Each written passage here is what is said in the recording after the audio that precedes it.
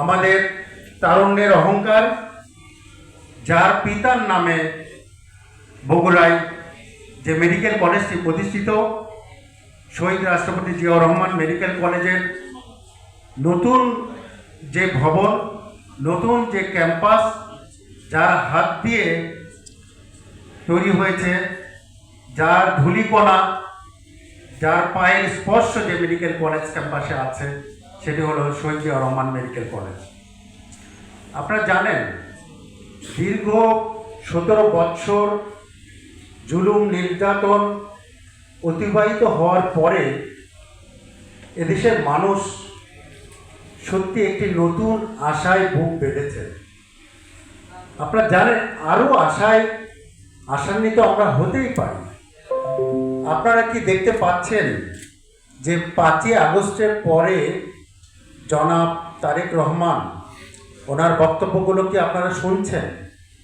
আপনারা কি অনুধাবন করতে পারছেন?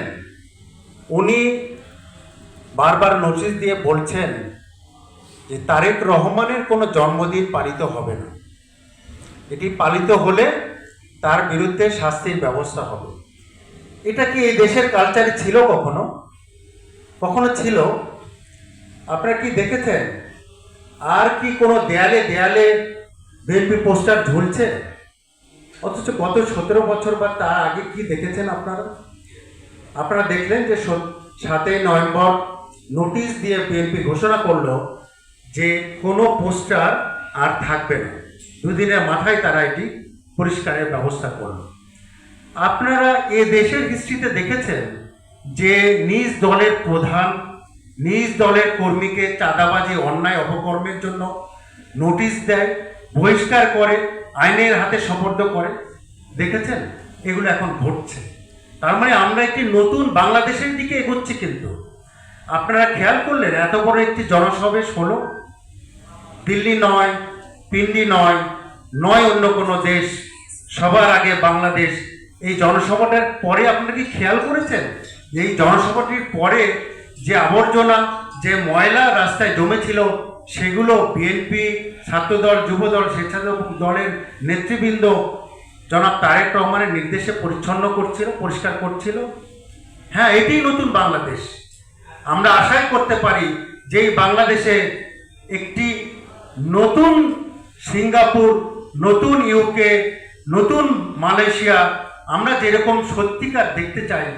এই যে দেখুন 31 দফা, স্মার্ট কার্ড, হেলথ কার্ড, আপনারা অবশ্যই দেখতে পাবেন যে অল্প কিছুক্ষণের মধ্যেই আমরা দুটি প্রামাণ্য চিত্র, জনাব তারেক রহমানের ওপর নির্মিত প্রামাণ্য চিত্র আজকে এখানে শুভ উদ্বোধন ঘোষণা হবে।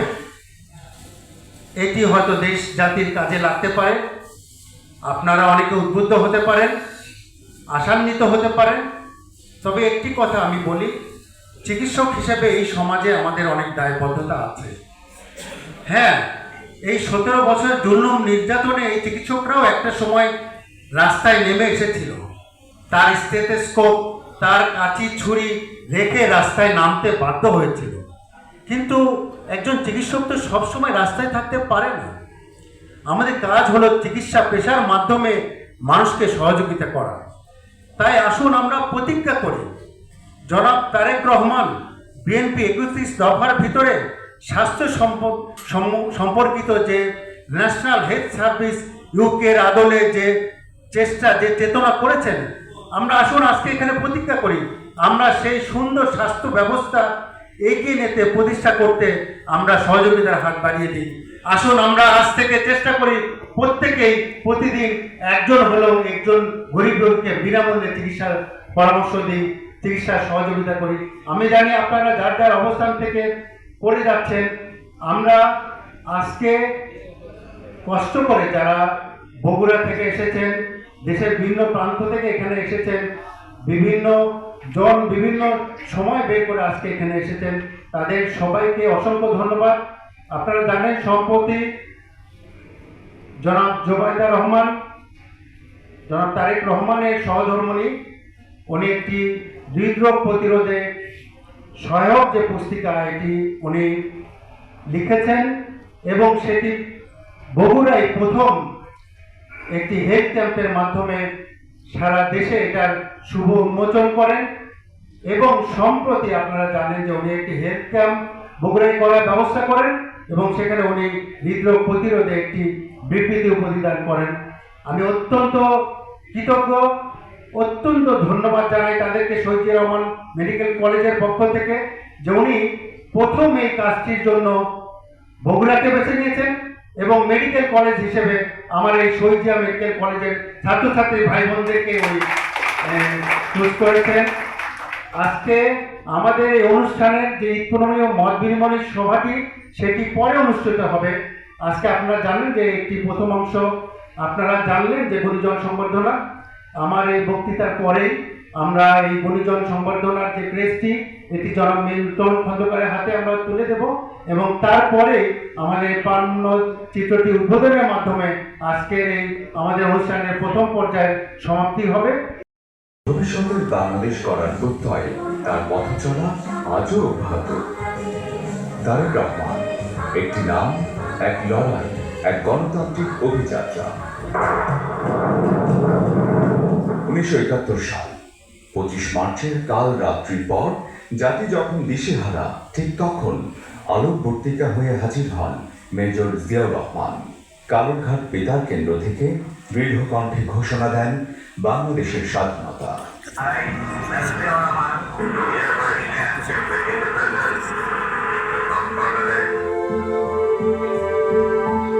1975-এর পট পরিবর্তনের পর একদলীয় শাসন ব্যবস্থা থেকে উত্তরণ করে বহুদলীয় গণতন্ত্র প্রবর্তন করেন শহীদ প্রেসিডেন্ট জিয়াউর রহমান। 1975 সালে একদলীয় বাকশাল তৈরি হয়েছিল। সেই বাকশাল থেকে বহুদলীয় গণতন্ত্র কে করেছিল? বিএনপি শহীদ জিয়ার নেতৃত্বে। 1990 সালে স্বৈর শাসকের পতনের পর 1991 সালে বেগম খালেদা জিয়ার নেতৃত্বে বাংলাদেশ আবারও ফিরে পায় গণতন্ত্র।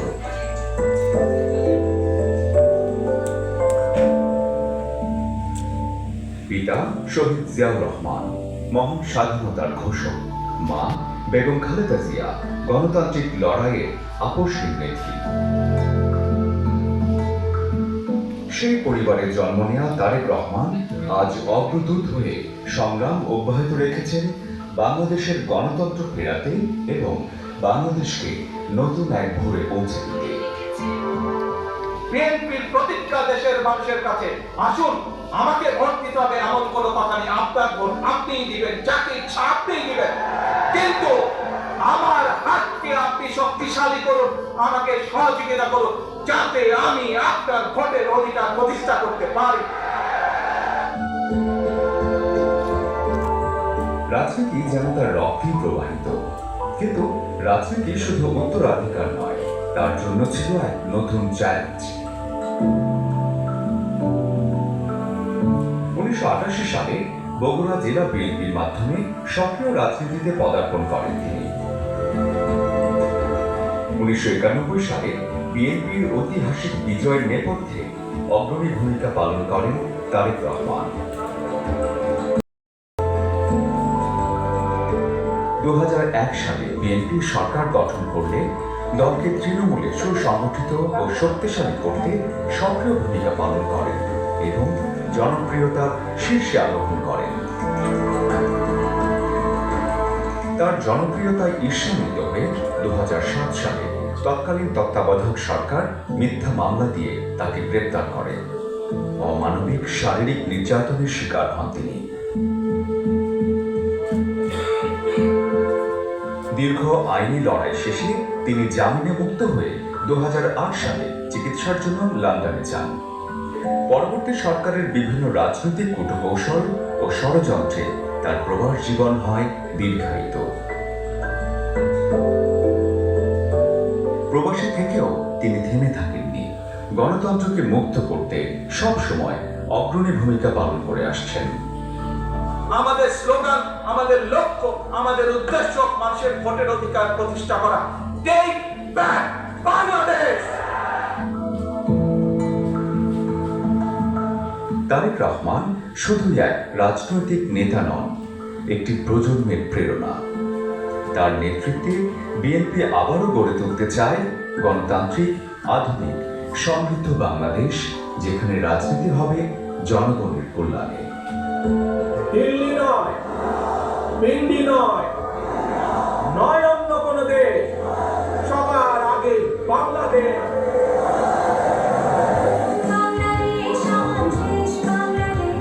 তারেক রহমান এক অভিযাত্রী, গণতন্ত্রের পথযাত্রী। তার রাজনীতি শুধু ক্ষমতার জন্য নয়, দেশের জন্য, দেশের মানুষের জন্য।